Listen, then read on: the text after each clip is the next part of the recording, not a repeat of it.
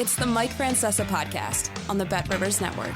Hello again, everybody. The Mike Francesa podcast on the Bet Rivers Network is brought to you by Casamigos Tequila. Casamigos is brought to you by those who drink it. Ever since they won the back-to-back titles in historic fashion, I've wanted to have a chance to chat with the head coach who has now moved into the legendary status with his back-to-back titles. And now that the smoke is cleared and things are settled down, we got a chance to chat. So Danny Hurley, the UConn head coach, joins us now. Danny, Coach, welcome. How are you? Mike, awesome, man. Great to be back on with you, just like last year. Thank you. And Danny, tell me, how crazy has it been? How whirlwind has it been since this second title? I think I think the sport is crazier. With the portal and with NIL, I don't think that maybe, back years ago, there might have been more of a celebratory couple weeks whirlwind that way. Whereas I think in the game today, like literally, 2 days, 2 days after you win it, you're hosting visits for kids in the portal. You're fundraising NIL money. You're figuring out kind of what your budget is and where you need to be to put together a competitive roster.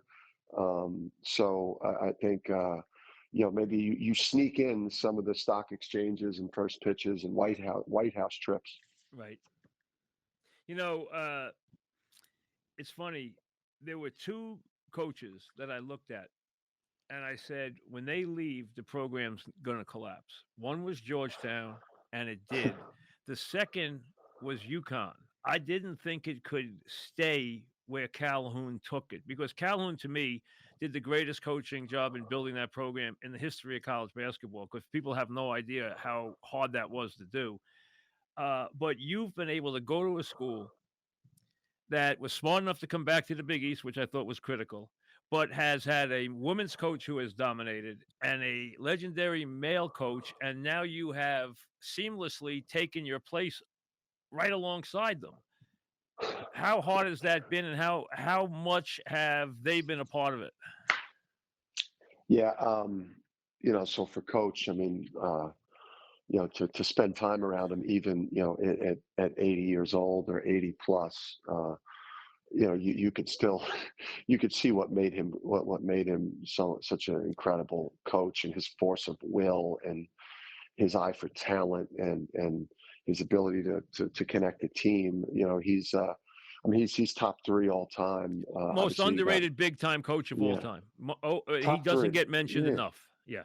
Yeah, top three. I mean, Coach Wooden, Coach K, and then I think Coach Calhoun with the three at UConn from nothing. And then just, to be in an environment where your two mentors or your support system, where you can get advice, get mentorship, get a pat on the back or a kick in the ass. I mean, when you have that with Coach Calhoun and Gino Ariema, it doesn't get any better than that for a coach coming in here from Rhode Island like I was. That, I'm not a fully formed coach, and still am not. So to have access to coaches, two of the best to ever do it in basketball, is a huge advantage. And a father who's on the same level, so that doesn't hurt either. So, that's a big part of it. We're talking with Danny Hurley. Danny, February 1st, I go to the Garden. I take my youngest son, who's a senior in high school. We're sitting there about maybe an hour before the game or so. Big game, real tension in the building. St. John's mad that there's so many UConn fans in the building, the whole thing. But Tom Moore, who I've known forever, comes over and he sits down next to me and we're chatting, and he says, "We're going to unleash this kid Castle. Watch what happens." After that game, I walked out with my son and a couple other young guys that we were taking a train back. I said, "Guys, with that kid in the lineup, nobody's beating this team. Nobody." That team took off when he took off. What was your plan with him this year? Yeah, I just you meet the kid and you get a chance to both his parents are from Queens, and then he spends his childhood in Georgia. So he's got that, he's got kind of that New York City, blood in him, that toughness, but then he's got the sensibility of growing up in the, in the South, and he just has incredible parents, and he just, he's just a do everything type of player, a Marcus Smart type of guard that, okay, you need me to get, 20, you need me to get 28 rebounds and 6 assists this game. Okay. If that's what the game dictates, okay, go do that for you, coach. All right. Now, okay, you need me to shut down Baylor Shireman or Boo Booey and sacrifice some offense, at 6'6", 215 pounds with a point guard's handle and vision and the, toughness. And he's just, I think he's a guy, because we were such a loaded team, I think he's going into the draft maybe a little bit underrated, but the Hey, he's teams going to that, be a top 5 pick, I think. Now, I think yeah, those days of underrated's over. I think he's probably going to go in the top 5 picks. yeah, and the teams that came in and watched us practice, I think, have a much better sense of his all-around abilities because, on You game see him night as a we were point such. guard. You see him as a point guard, Danny? I think he's got some primary, handler in him. I think early in his career, he's going to need to be in the backcourt with, Right. with a guy that could take those responsibilities. But within a year or two, I think he's going to be an on-the-ball facilitator 80% of the time. You know who he reminds me of, and this is a high compliment. He reminds me of Scottie Pippen at the same development. I mean, he can do everything, and he's long, and he's lean, and he can jump, and he can defend. That's who he's a little smaller, but that's the guy he reminds me of. Yeah, and you look at his all-around abilities and that great connective piece, and you look at his numbers when he finally got healthy. The first half of the year he was not healthy, but all of his shooting numbers. The last 15 games, they were close to 50% from the field, mid 30s from three, and then mid to high 70s from the free throw line. So I know the shooting is something that people, question, but he's got a smooth shot, and he's young, and he'll develop it. And he shot well when the pros tried him out. He shot very well in their tests, so he did really well. It's what moved him up he and Shepard both moved up a mile. We're talking with Danny Hurley. Danny, the 5 were such a unique 5 in that any one of them could lead the team in scoring. In the NCAA tournament, 4 of them did. And each had such a unique role and what they could bring. And anyone could dominate at one time. Probably the biggest blend-in guy was Caravan, but he still had a lot of talent. He could make a big 3. He could do a lot of things. But Spencer was this intense, this player who was always in the right spot at the right time, at the right moment, making a 3, coming in, getting an offensive rebound, giving you a head fake and making a shot, a putback, making a great pass. What a wonderful college player and a unique college player.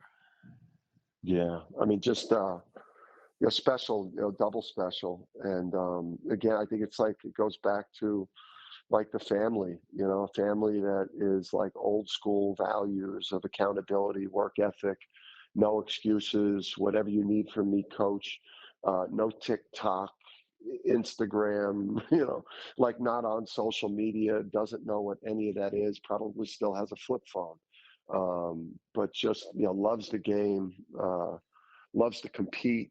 And, at every level the kids ever play that, he's just always surprised people and gotten it done because he doesn't blow you away with athleticism, but he blows you, but his instincts and feel for the game allow him to make up for that athleticism. And, he just missed that 50, 45, 90, right? That 50 from the field, 45 from 3, and 90 from the line, which is rare for a college player. But, he's a guy that's going to be drafted somewhere in the second round. And it just wouldn't surprise me when he's a 12 to 15-year player. Sure. And you got 2 guys who are going to be top 5. You got Castle, you got Klingon, who some teams don't need centers. Maybe somebody's going to trade into the top 5 to take him. But how about his development? You really brought him along, and he just got better day after day after day.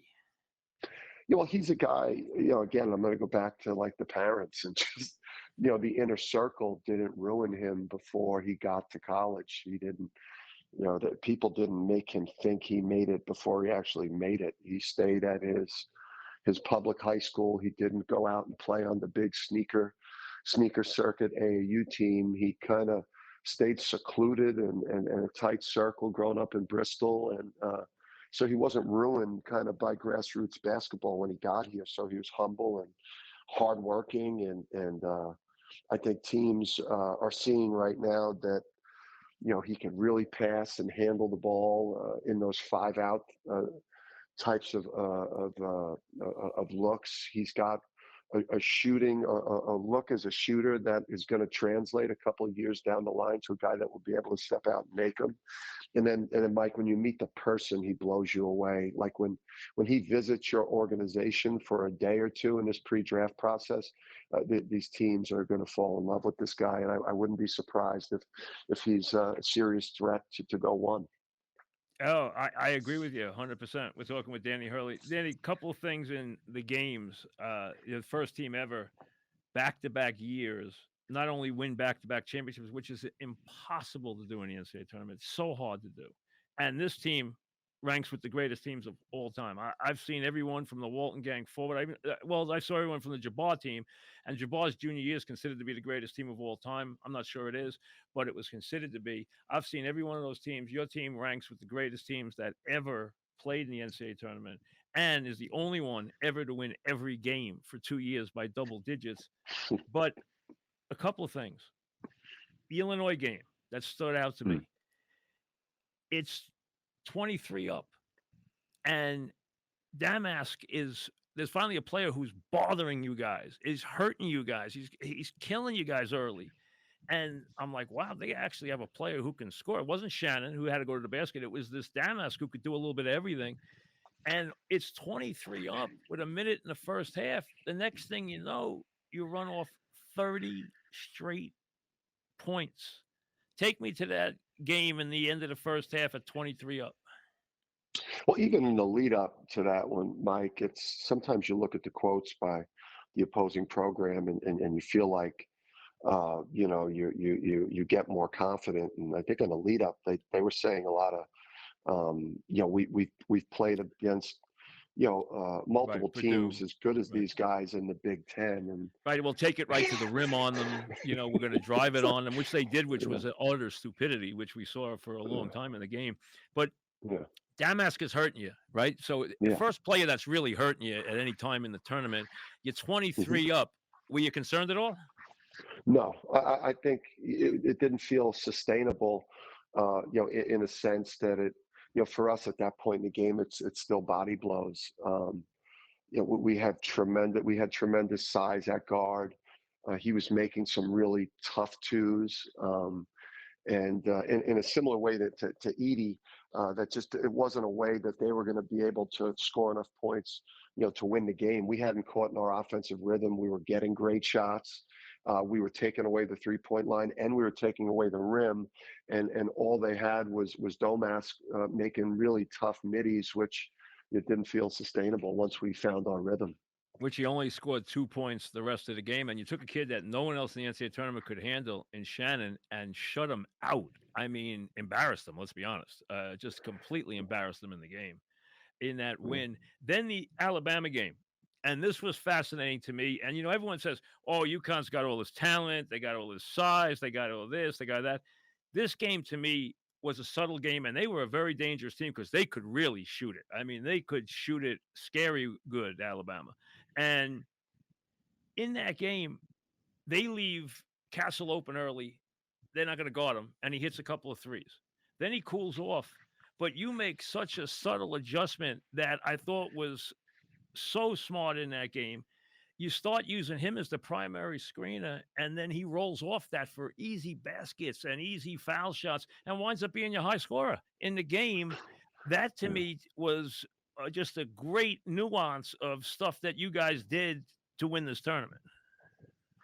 Yeah, well, Mike, it goes back to like any success, it goes back to a failure of mine as a coach, where the year before, with Andre Jackson, who when teams started playing him that way last January when we struggled, I was slow to figure out the code to break the code in terms of how to use a perimeter guard when they're helping significantly off of him. So, learning to use Andre Jackson the appropriate way, which led in large part to last year's championship. So as soon as teams, went to school on that, we went back to our experience with Andre and using him as a cutter on the baseline for lob dunks.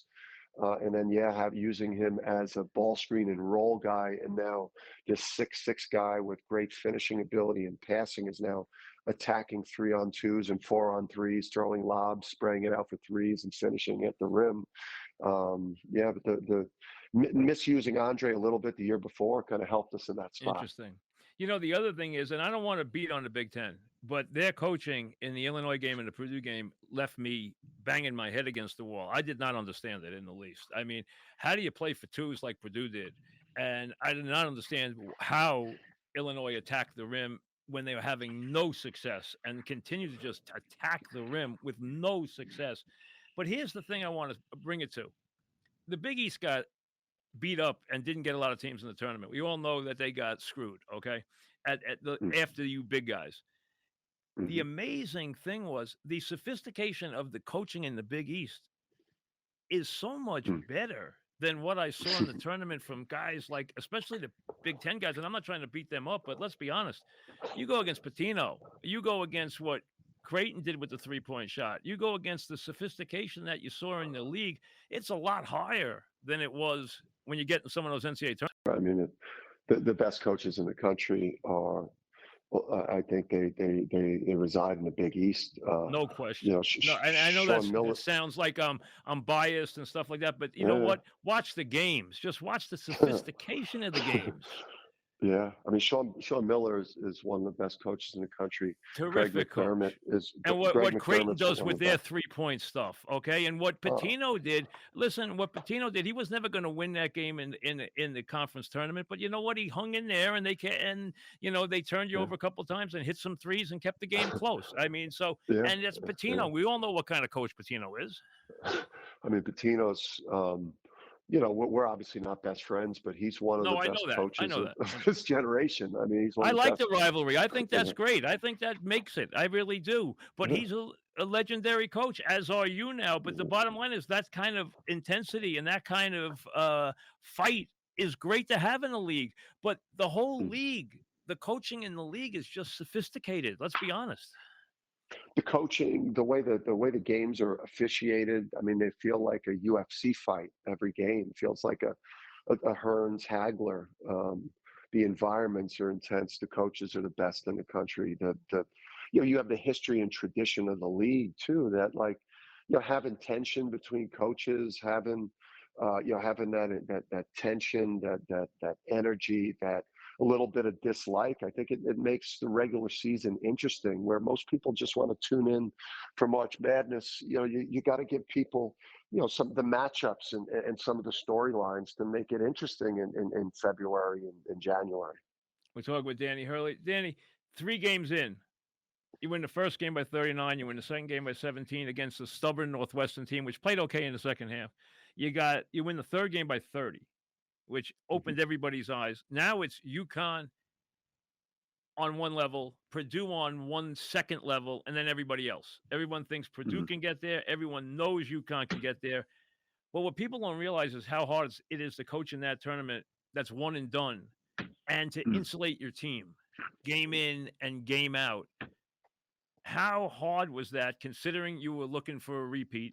Considering the way your team was beating people and the expectations now, which were enormous going into the regional final forward.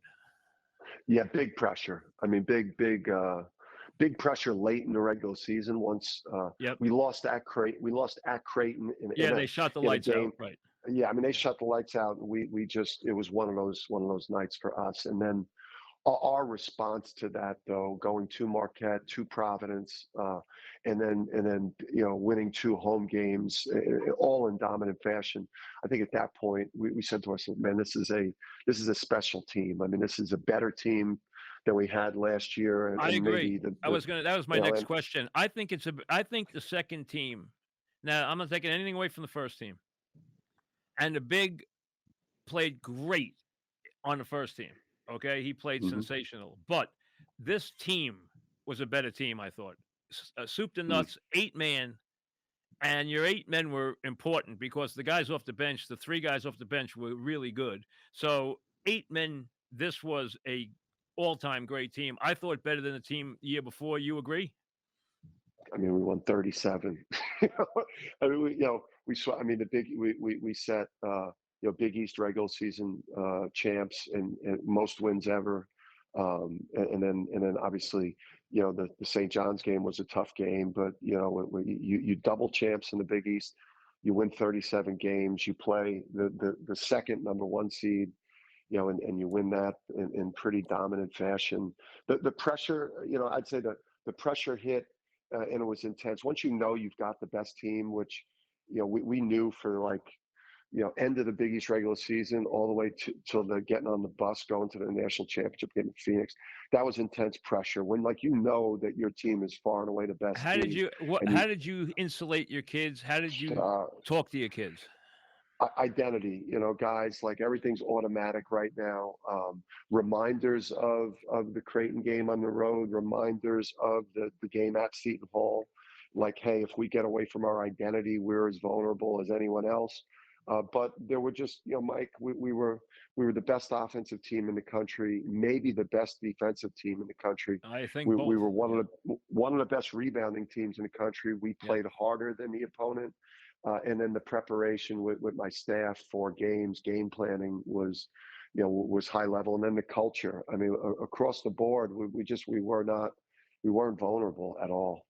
No, and you coached that way, and it came across that way. And a lot of coaches don't like to act that way. You didn't mind acting that way. You put a lot of pressure on your own shoulders. Was there any moment, Alabama, any moment anywhere where you went into a timeout a little concerned about your ball club? Was there any moment in any game where you were a little concerned, or was it you were in control the whole way? I did not like the start to the Purdue game necessarily.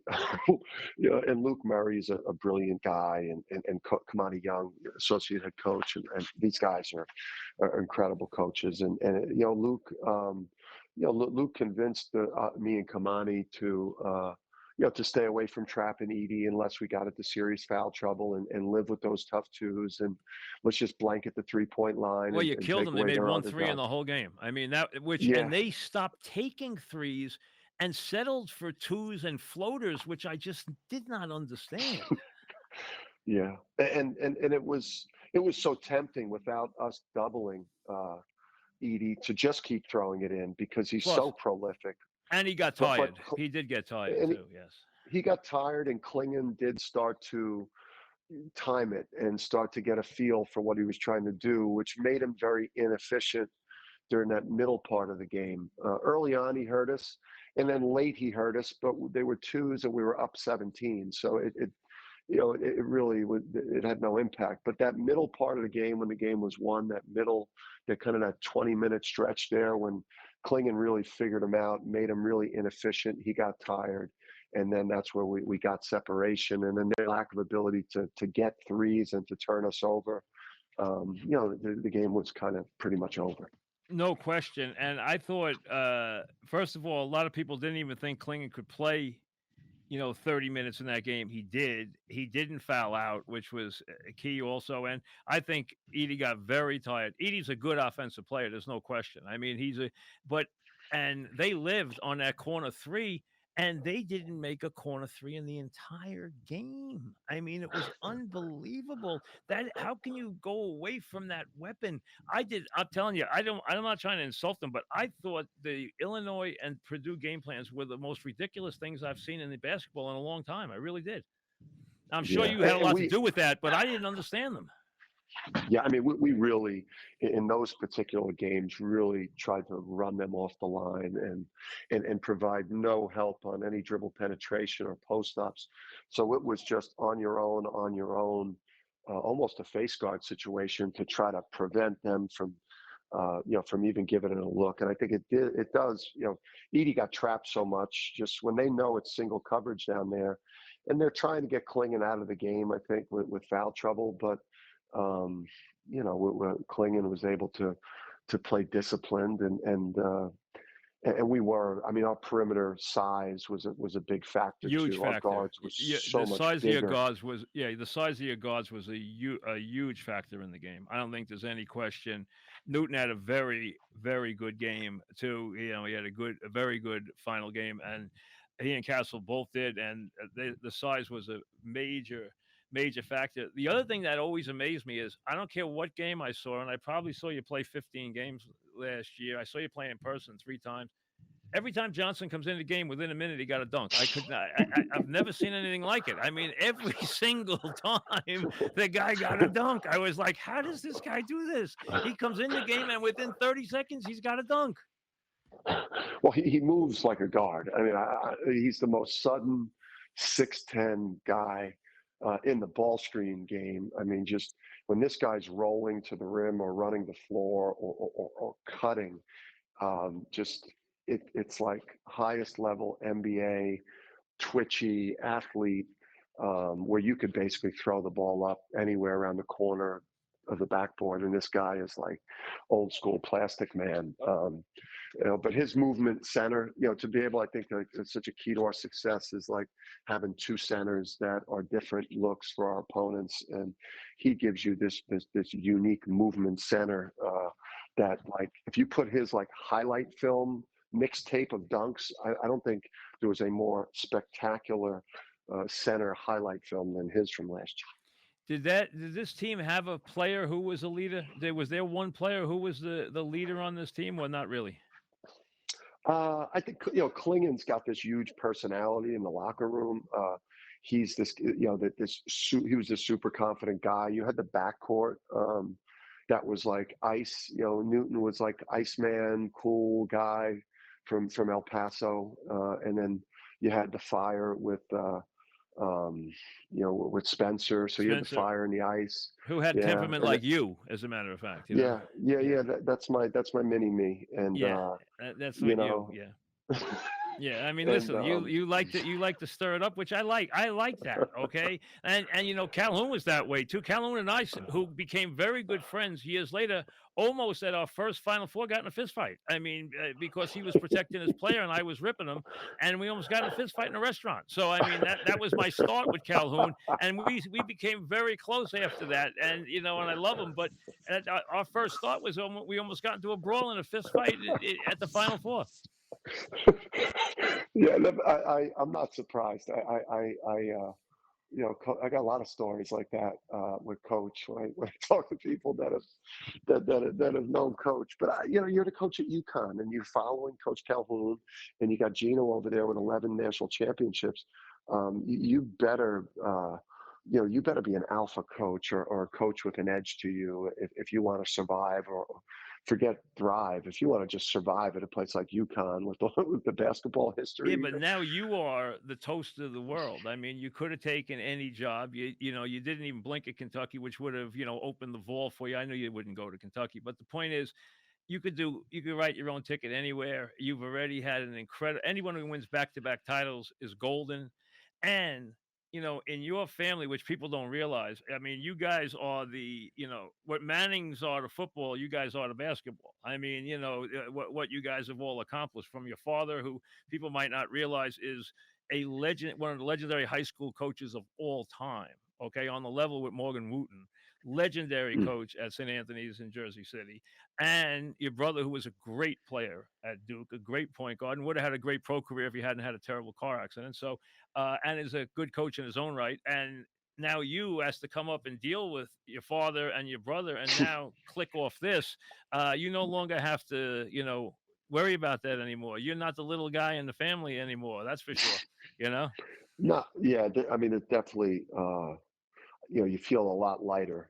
Yeah, I would Just, say I mean, absolutely. I mean, it's a great, and inside that family, that's a great accomplishment. It really is.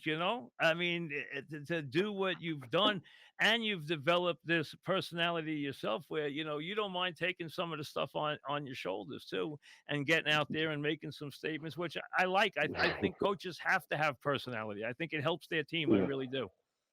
it does, and it all fits into our play style too. Like my personality, it's a reflection of how we play, the intensity that we take the court with, how hard we play. Growing up in the Hurley house as one of the Hurley men, just you grow up with your brother, and then your father driving and pushing you, two guys. I mean, I'm who I am as a competitor, and that drive comes from, that growing up in that household in that city of Jersey City, and UConn fits me perfectly. I do aspire, one day if the right NBA situation were to come along, I do aspire to Really, really that's testing nice to myself. know. Really, that okay? You'd like to take a shot at the NBA, I mean, if the right situation where right? an organization wants a tone setter to come in and instill a culture, young players and an organization that wants to pursue championships. Would it have to be Yeah, in I the mean, Northeast with your wife, or would she? Because I don't know if she'd go all over the country, would she?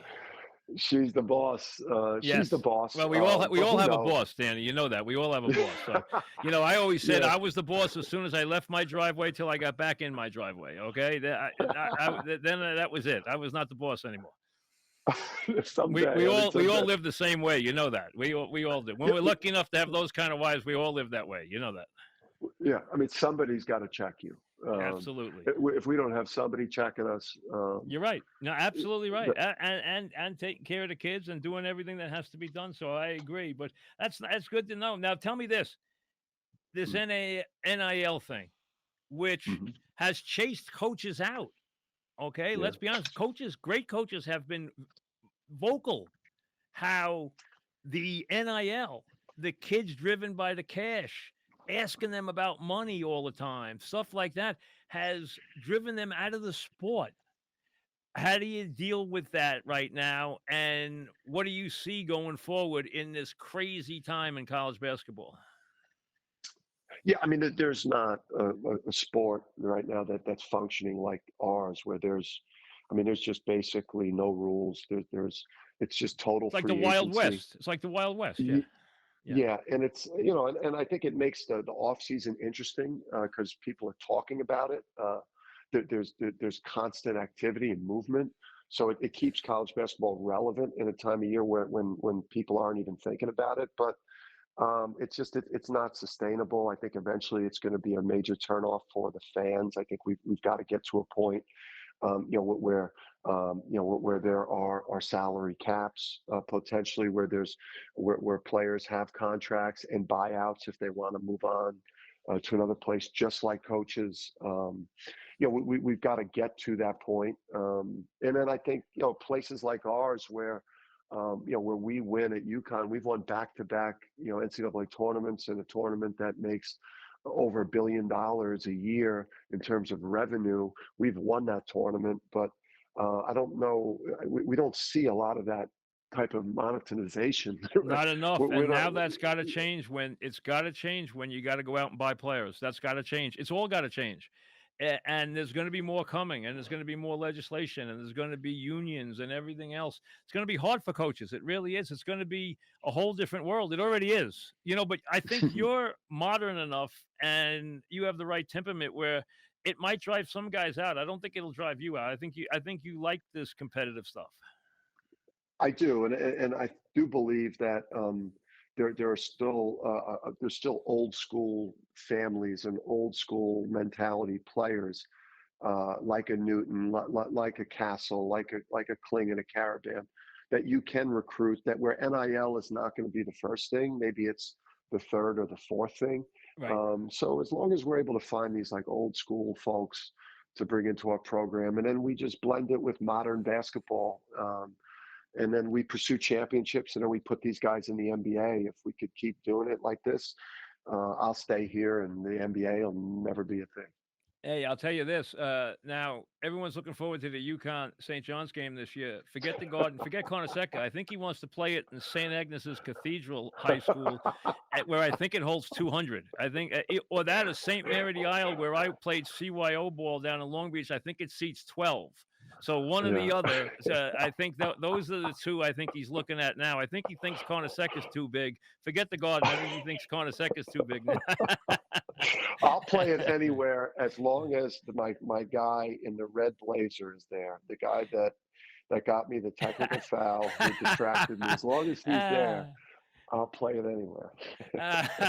I was there. I was at that game. I was sitting about 5 rows behind you guys, so I got it. It was very funny. It really was. But it's Hey, great Mike, theater how with did you that guys. game? It really is. How did that game? The game. First of all, it was a great game. There was shot making. It was intense play. There was shot making. It was a high level game. It was a joke that they weren't in the tournament. It was a joke that Yes. Seton Hall wasn't in the tournament. And it was a joke that Providence wasn't. Especially the Seton last Hall team and in, St. or, John's. They would have yeah, been good teams in the tournament. They just really would. embarrassing for the tournament. I Embarrassing agree. when you look at what some of those teams did that they put in. But that game in the Big East semis, I mean, you gave the fans that came in, you gave them emotion, you gave them energy, you gave them just an incredible show that night. I mean, Hey, that was MSG almost like semifinal. Georgetown, St. John's back in the days of Carnesecca and the sweater, and Georgetown 1 versus 2 in the mid '80s. That's how it's been that long since the Garden has been that excited about college basketball. You have done that again, and now when UConn comes down and St. John's is good enough to hold their own or at least play you, it now makes for a very, very exciting couple of games. It really does. Yeah, and having Coach Pitino in the league, it's brought a lot of juice, and it's a thrill to coach against them, and those games, it creates that interest. Those are the highest rated games that the Big East sees, which is what we need. We need to play these big, high profile games so that we can, get a better, TV deal, so that we can share more revenue with the players, so that Big East rosters can stay competitive with the big football schools. Listen, the gym that seats 12 doesn't have any locker room, so you guys can dress at my house if you want on the island. So if just because it only seats 12, so those seats are going to go for a lot of money. So and it has no locker room, so so I'm not sure that's the winner yet, but I think that's the last one they're looking for. Well, I'm sure you got a big. With everything that you've done, I'm sure you got a big house. I'm sure you got a big I'm crib. comfortable. So. I could house them to get dressed. That's it. They could take a swim if they want first too. Okay. 7-footers could fit in there, no doubt. Listen, thanks. Congratulations again for everything you've accomplished. It was so much fun to watch and to watch it unfold. And I don't think people understand the pressure that a team that has to win plays under, and you guys handled it so brilliantly. It was like very few performances I've ever seen. I rank your team with the greatest teams I've ever seen in the NCAA tournament. That's how good it is.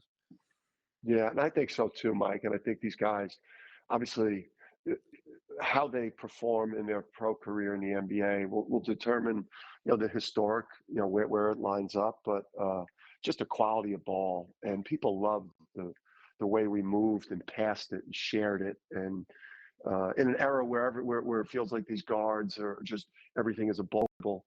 It was, I think, refreshing for people that love the game, purists, the way that we played it. I agree. Thanks very much. My best to your family, and I'll talk to you soon. Thanks, Danny. Mike, appreciate you, man. Thank you. Go. Bye.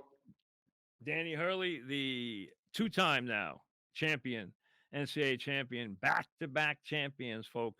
First team in NCAA tournament history to win back-to-back years and win every game by at least double digits. 24, 15, 23, 28, 13, and 16 2 years ago. And then this year, 39, 17, 30, 25, 14, and 15. Jabbar didn't do that. Walton didn't do that. Those are insane performances. They really are. Those are really, it doesn't get any better than that. It really doesn't. Back after. You're listening to the Mike Francesa podcast on the Bet Rivers Network. Now, I wanted to tell you, as we wrap things up, tomorrow I will put forth the NBA Finals preview. So look for that tomorrow. We will have same game parlays up every game. There's a field of 10 for the Belmont, which will be conducted at 1.25 miles Saturday around 6:57 at Saratoga, because Belmont is being rebuilt. It's being refurbished into a all-purpose winter track, and then Aqueduct will be sold to the airport. So then racing will be at Belmont all year, and then in Saratoga in the summertime. So the Belmont Stakes, which will have a field of 10, including the Derby winner, who finished second in the Preakness, including Sierra Leone, including a very good group of 10. And I will have that for you. That'll be up. And I will have the same game parlays up for each of the NCAA final game. I mean, each of the NBA final games. The Celtics are a 2-1, 220-1 favorite. I've told you, I think that Dallas can win the series. I will get into that more tomorrow. We'll see you then. Thanks for listening to the Mike Francesa podcast on the Bet Rivers Network.